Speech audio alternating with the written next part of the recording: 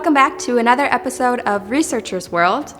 Today we'll be talking about water, and especially some of the different properties of water that are very interesting. So one of the first things that you need to know about water, and probably one of the most basic things that you need to know about water, is that it has three different phases. So the first is gas, the second is liquid, and the third is ice.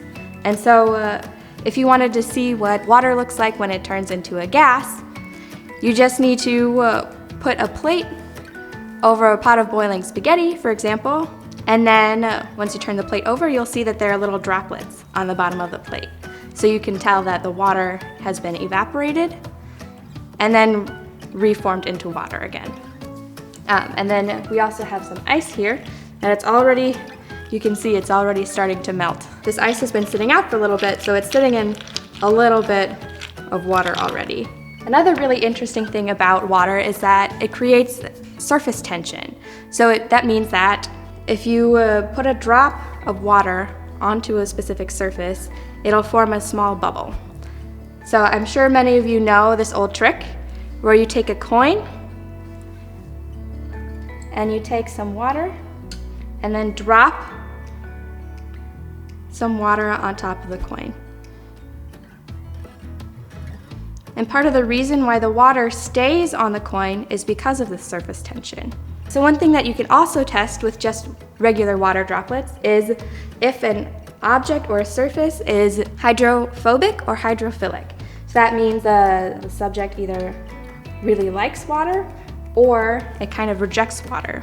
And so we can see that in action when we drop the water on some of these different objects.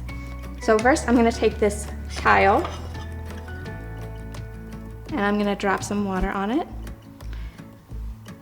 And because this water has spread really evenly over the tile, you can tell that the tile is hydrophilic.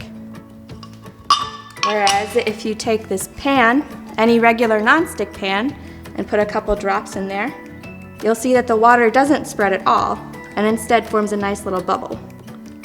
You can try that with any other materials that you have around the house to see if something is hydrophilic, meaning that it likes the water, or hydrophobic, meaning that it doesn't like water. So I'm just going to try it with this glass. So you see the same thing happens here.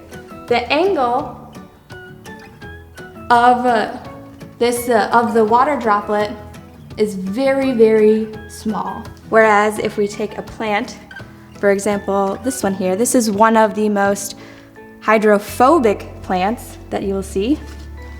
If you take one of these leaves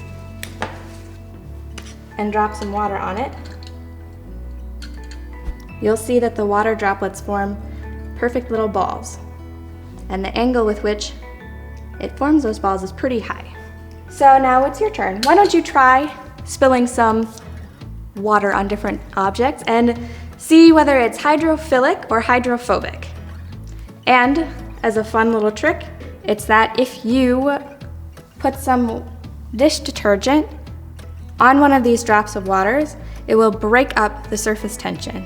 And that is all that we have for today. We will see you in our next video.